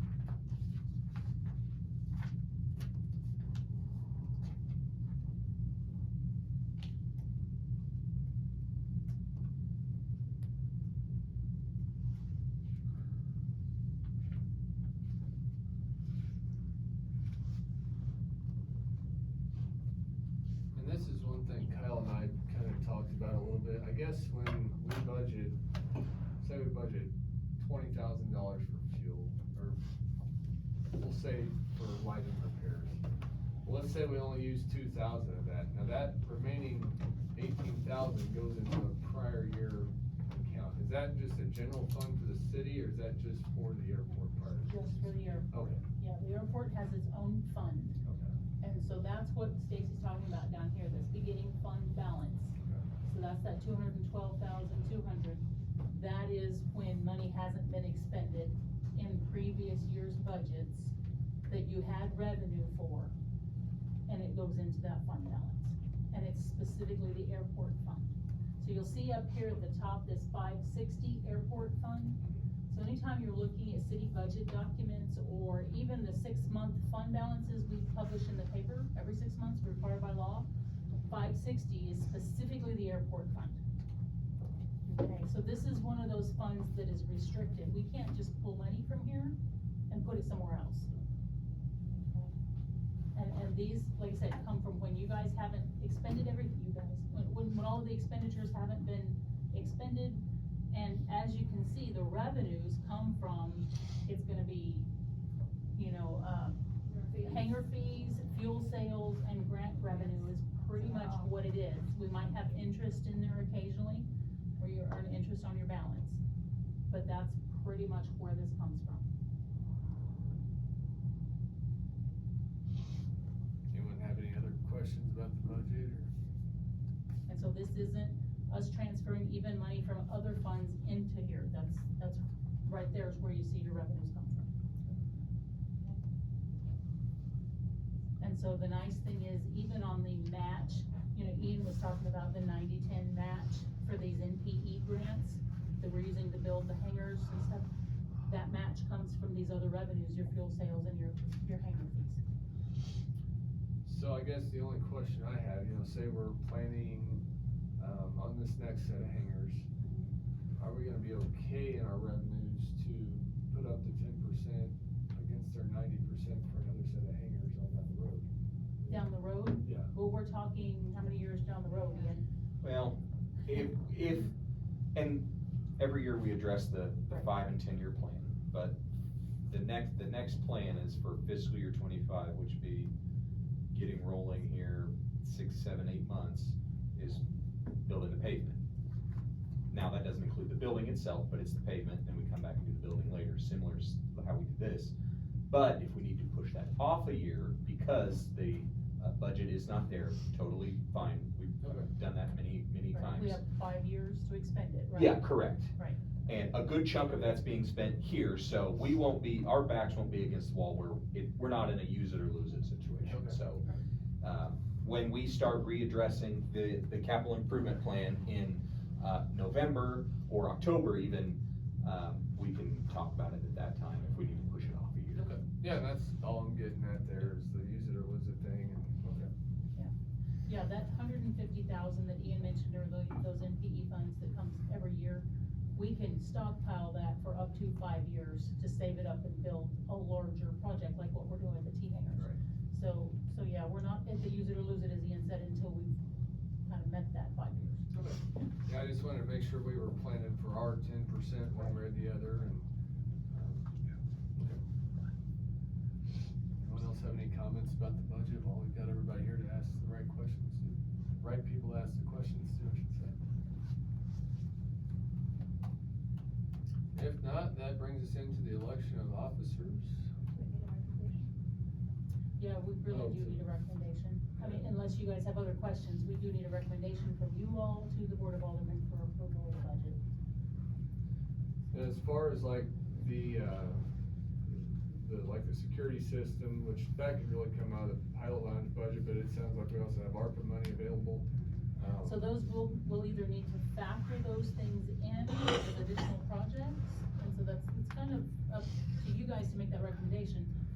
Or later, if we decide that, you know, it's something that absolutely has to happen, we do it as a budget adjustment. Preferably, we plan for it in the budget planning process. So, I guess my concern is with us just talking about some of these projects tonight, we maybe don't have the background behind them that I'd like to have to plug them into a budget. But if, we can certainly plug ballpark numbers in. And what I'm thinking, you know, like he said, we've for sure got $22,000 in fuel sales that date back to 2022. We spent some of those for the CRSA grant, but maybe that went through maybe 2022. I can't remember when the last invoice was that we reimbursed, but certainly now that your tank is back operational, between now and even October or November of this year, do you think that you could sell $22,000 worth of fuel to get that? If we were to start from scratch? We're working on it. I don't know what the rate of, how much fuel we're selling here. But we probably have at least a year's worth to look back on. Now, I know the fuel's been inoperable for a portion of that period. But, and even if it's not the full 22, you can do 11 on that, and we can find the other 11 and spend somewhere else. But fuel has been the easiest way to get the money into your folks' hands, to then do whatever else you want. So if we had to use the pilot lounge money for the security system, which is really where it's gonna be, and then we set aside, I hate to say like $3,000 is rough, cause you found one for a lot less, for the gate opener and things like that. I definitely wanna factor that in, cause that needs to happen as soon as we're able, as soon as we're able to track one down and get it in. It's had to be within this budget year, I'm sure. But,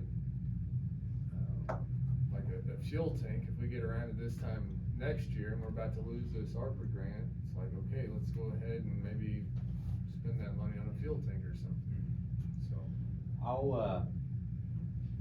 I get a lot of notifications from MoDOT, hey, 6 months out from this expiring, 3 months out, 1 month out. So, as the notifications come and I haven't heard anything, hey, we've got X amount of time left, let's look at things. And it's not just fuel, we've reimbursed, folks that have, the city crews go out and maintain the facility, a portion of their salaries. Now, it's a little bit more work for all of us involved to get that number, but there are a myriad of ways that we can get this money in the account. So I'm not concerned about getting that money. So. Do you recommend we set a little bit of money aside for the gate opener in particular, since it's not directly tied to the pilot lounge? I mean, I would, if that's something you guys wanna move on, then I'd say let's do that, let's plug this in here and, yeah, so I mean, if you're good with the rest of it, plug in the 1 or 2 things that you absolutely wanna see happen this year, and then make your motion to recommend with those amendments. And just so you know, this gate opener was your cattle gate style opener, it wasn't like a fancy Just a sliding bar gate. Just using the existing gate, comes with a lock. Yeah, A swing gate, you mean? pretty Yes. much, Yeah. so, The sliding gate, I know we don't like chain link stuff, but that opener it's a high traffic industrial opener that Chain link one. The chain link is not included in that, but the chain link itself, I saw anywhere from $300 to $700. I don't think there's much to that. The by 4 the time rollers. you put in the fencing and make that function, you're probably in a $5,000 range. Cause you're gonna have to put new posts in and multiples to make everything good and level, solid. I mean, that's the downside, that's great, that's what I would want if I were, if it were my airport, I'd want the nicer gate, It was there once before. yeah. But the posts are, That's my concern, the posts are gonna have to be redone anyway, cause I think somebody leveled them and it didn't last long and they were already, I guess, I don't know, I don't use that gate anymore, so. What style would we like to move towards as far as a gate? I really like the sliding gate a lot better than the swinging gates. Well, we also have this option, if we get that opener, we already have a sliding gate. We already have the posts, they're brand new, we just get the 24-volt system and we wouldn't have to roll, solar panel in the 24-volt system, and we just set it up out there. Are you talking about the gate that opens onto 72? Gotcha. And see, I talked to the fence folks, I know about moving that stuff, and you're talking, by the time you go and pull all that out and move it over and reset it, you might as well just have bought a new setup. I mean, it's not, you know what I'm saying, Labor costs to Yeah, remove the yeah, system. I mean, just talking to people that install fences for a living, that's, I mean, it's that whole good, cheap, and fast thing, you're gonna get 2, you're not gonna get all of them, so, without spending money for a quality gate, so. But so you're saying that the gate we currently have on 32 would not be compatible with this from what you've researched, or? Just talking to the fence folks I know and saying, hey, we have this over here, could we utilize that in a different position? And it's just the cost to do To that. move it, Right. but say we keep it in that Yeah, just existing keep it there. location. Oh, in the existing Yeah. location, okay, I just thought you'd want your traffic coming off the secondary highway That versus gate's the- still there, Yeah. and we have the walk-through gate there. It would deter keeping people off the gravel lot, picking up rocks in there, and we've had this discussion kind of back and forth, but we see a lot of rocks on the taxiway, because that's 1 inch minus on that gravel lot, and they're getting tracked on the taxiway. And we got much bigger rocks coming in from 32, so if it's an automatic gate, I don't see where that would be a problem. Now, having to get out and stuff, that would, Right. but I don't have a problem with just moving something out there. having lock gates up now should cut down on gravel too. Yeah, I think so. I mean, I hear you, I'd rather have the safety of not having FOD debris on your taxiways. So you're saying, look at getting a quote and having a motor put on the existing slide gate out there, Yeah. okay? Yeah, that, of course, it's way back in the slideshow, but that, lift master, the one I had up here for $2,300, that was a half horsepower AC. They also had them, and they're actually cheaper, of course, you gotta deal with batteries then, and a solar panel, but then they were available in 24 volt DC, so you'd have two 12 volt batteries in series. And I had a power gate on my place up in Alaska, and just me personally, after putting my own in and having to maintain it and deal with it, I'd almost rather pay a contractor and have a warranty on it for a while, and someone local that's trusted to come out and do repairs on it, because our guys do work on any, all kinds of projects, but we don't have gate experts, I agree. So I would just recommend we look at getting quotes on putting in a quality product and make sure you guys have something that functions for years to come, so. And with the budget season kinda rolling up, we do need to go ahead and get this in some form or fashion in our budget, correct? Or can we do this a little bit later? I mean, you can do it later. We like to have as much fun out as we can. But you can do it later. It would take you guys making a recommendation to pull additional funds from prior year balance, and then the Board of Aldermen would have to vote to do that. Whereas this time, we just make it, they're already gonna be voting and it's there. Right, it's all in the budget. What's the board recommend here? Any suggestions?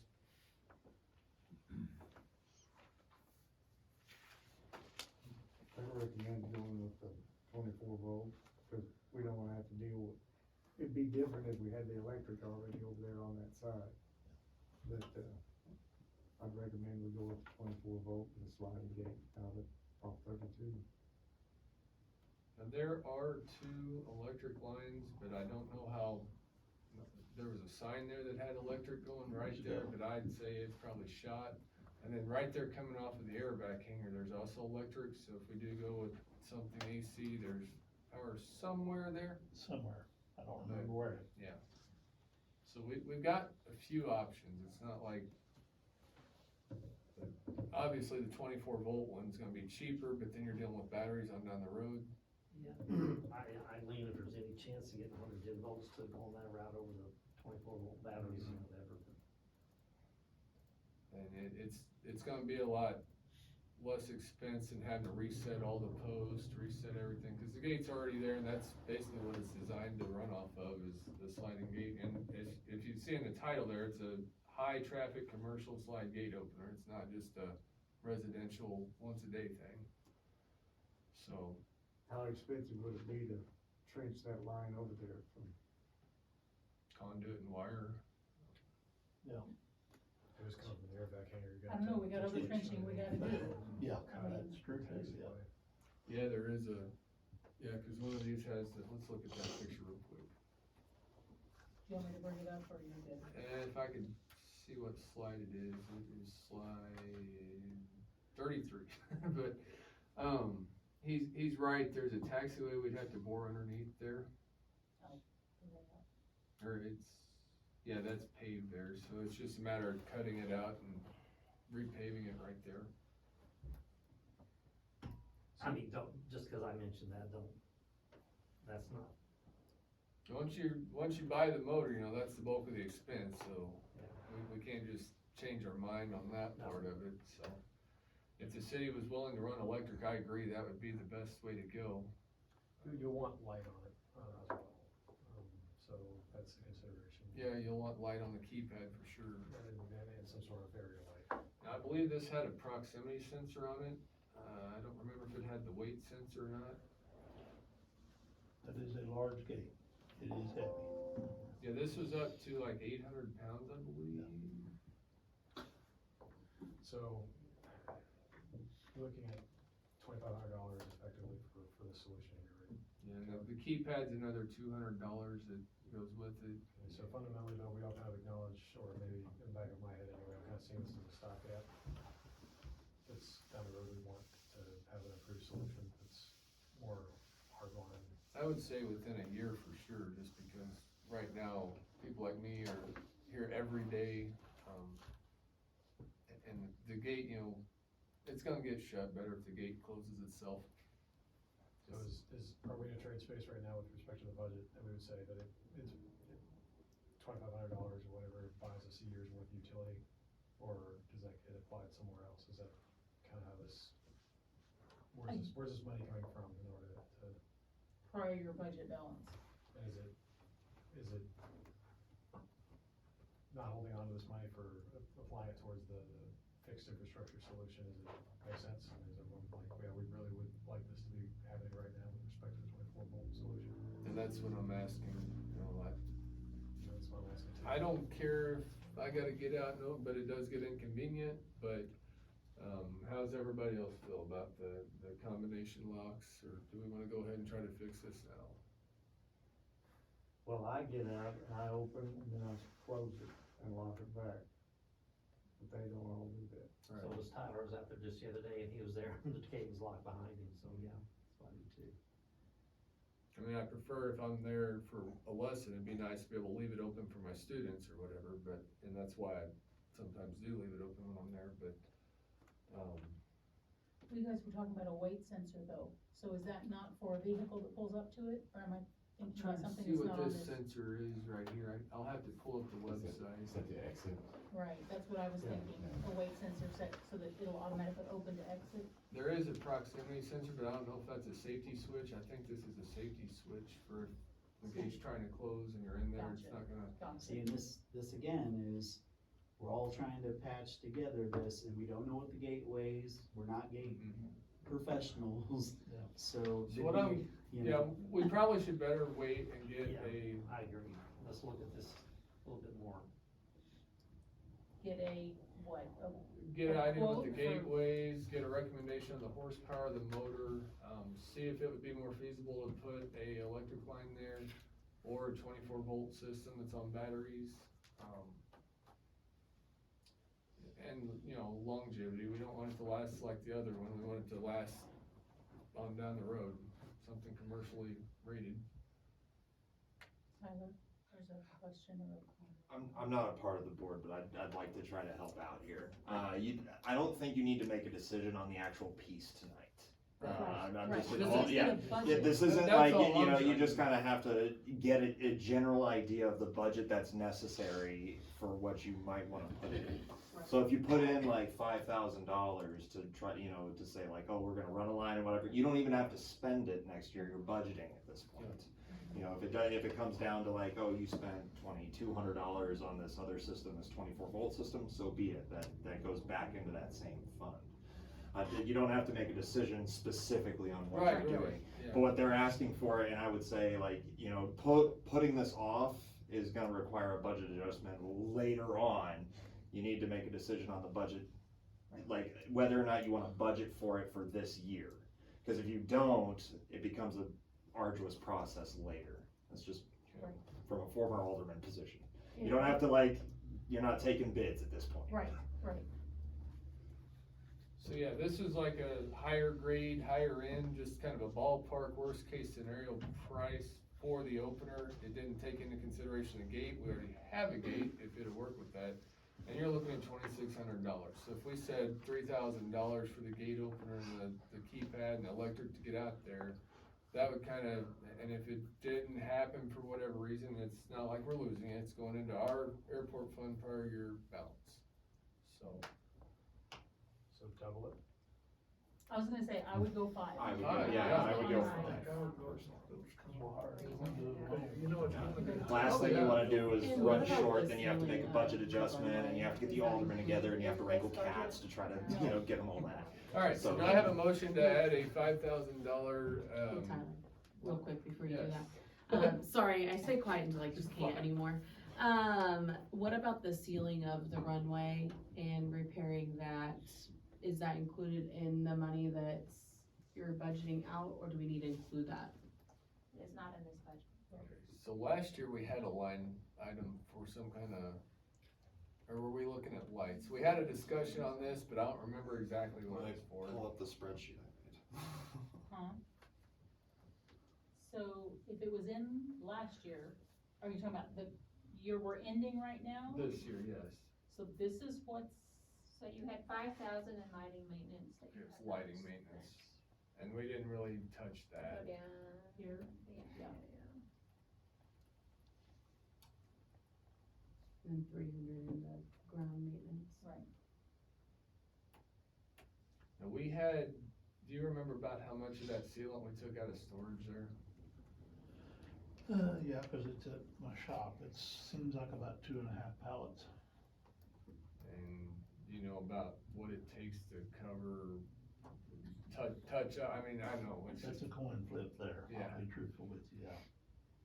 cause obviously a crack this wide versus crack that wide. it's Yeah, gonna- they're not near as bad as they was, because we've done it, so, Yes. yeah. I would say on that, just use up what we have on the, like, the worst stuff. and then see how far it gets us, and we'll assess When from we there. get to, obviously, you're gonna have to rent the machine for the city at some point, so when you have Yeah, that, that just would have use to up what be you this have. fall, cause hot weather, you just can't, it takes Mhm. forever for it to cool, so, yeah. Okay. So if we already have that as something we need to budget for, We'll have to budget for it, because, yeah, we have the material, but we don't have the machine budget. okay, are we gonna be splitting it between airport and streets?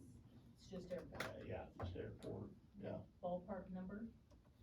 I'll have to call and find out. Okay. I'm trying to remember off the top of my head, that was for a 2-week rental for just that out there, I mean, I would think 2 to 3 days at most to do that. I'll have to call and find out, just being truthful. Okay. Okay, you know, maybe down ballpark? No? Yeah, Okay. I was thinking like a 2-week rental, it used to be like between 4,000 and 5,000, but again, I would think we Right. could do this in, 2 to 3 days ballpark. I mean, we're shorter handed, but because we have to blow the cracks out first, Right. then come back and reapply, and, yeah, it's a process. So if we just, because whatever we do not use for this will go right back into their budget. Right, yeah. they're So not could, losing it. would you think 800 to 1,000 to be On safe? 22, we spent almost 5,000 for payment and fee. So that was buying the Where you materials looking? and, What do you mean down? Goes down next page. Oh, well, that's not down. Go over the next page. Where do we Right look? there, 4756, go down a little bit more. Right there. Okay, so 5,000. And that was probably for the equipment and material, or, It could be, but like we were saying earlier, and I'm sorry, I'm interjecting again. Once again, like it's coming from prior year, if it's not used, it goes right back to Mhm. prior year, so you're just budgeting if you wanna do it this year or not. Right. Now, if you don't get to it, you don't get to it. If it doesn't take care of all of it, it doesn't take care of it. And you already have everything you need except for the piece of equipment to. Materials, we have materials. You have the yes. material, you just Yeah. need the equipment. So would you think that if they decided to budget 1,000, that would cover and probably have extra to put back towards it? I don't know, 1,000 Cause cover capital the rental. improvement and finance committee are meeting Monday, the 10th, right? I just say, we just say $3,000 and it goes back to them, so Right, let's let's shoot a little bit high, just to be on the safe side, yeah. Yeah, that's right, $3,000. we're thinking Personally, 3 grand that's what on a I would do, is machine just shoot a rental, and little then bit 5 high, grand for the gate fix what you opener, can. and, And then where are we at budget on the rest of it. paint? Well, we don't know. Yeah, I Same think thing. I called him late this afternoon, and he hadn't heard from his person yet, so. We don't have anything to base that on.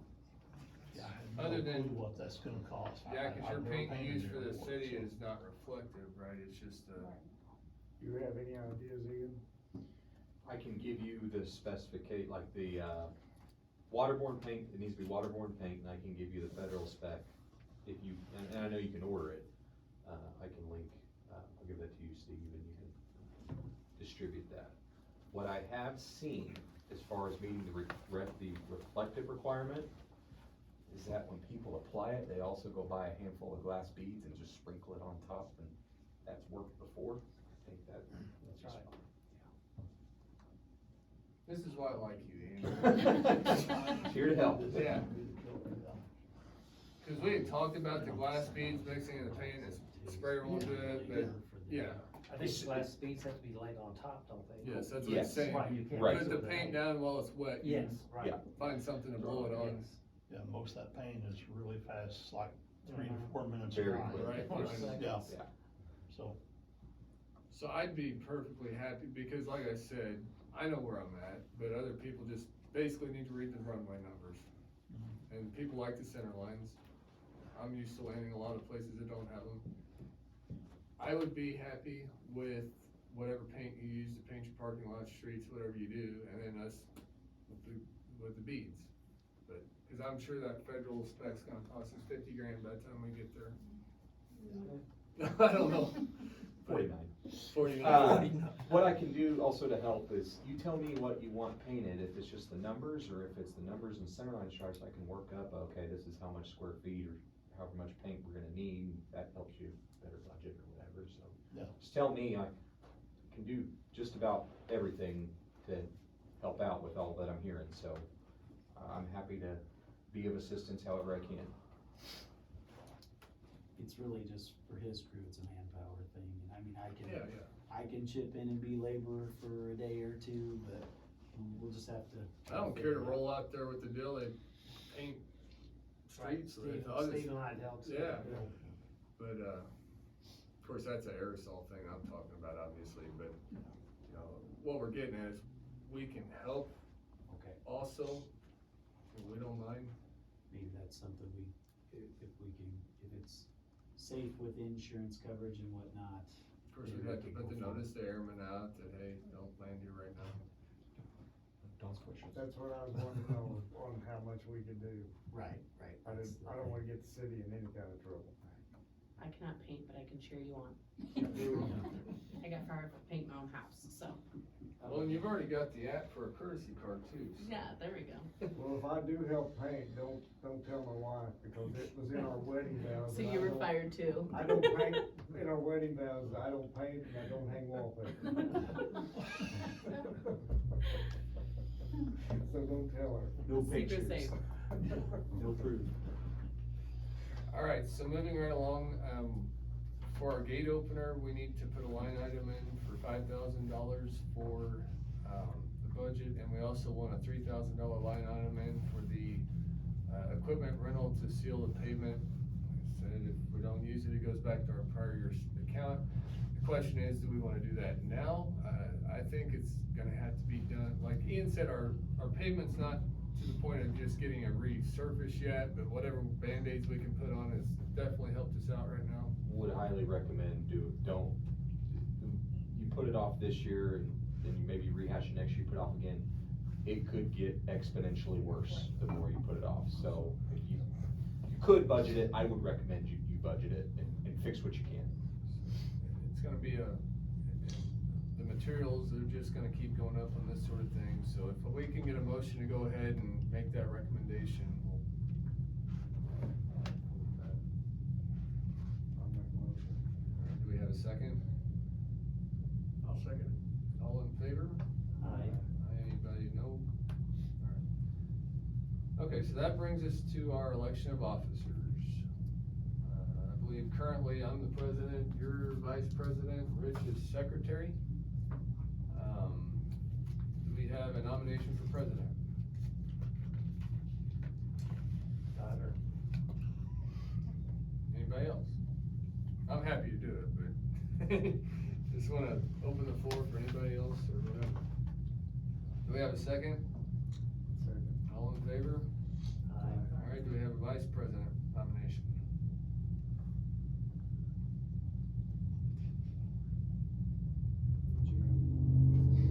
Do we have a second?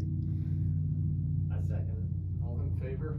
Aye. Alright, and for secretary, the one that everybody just fights over. Rich really likes it. Yeah, I think we should keep who we got. Do we have a second? Second, all in favor? Aye. Good job, Rich. Alright, do we have a motion to, anything else before we adjourn? I think we've covered it all. Do we have a motion to adjourn? I make a motion to adjourn. Do we have a second? I second. All in favor? Aye. Thank Before you you all all for- leave, it's adjourned, so you can leave if you want to, but I just wanna thank you guys for all that you do. There's oftentimes I get emails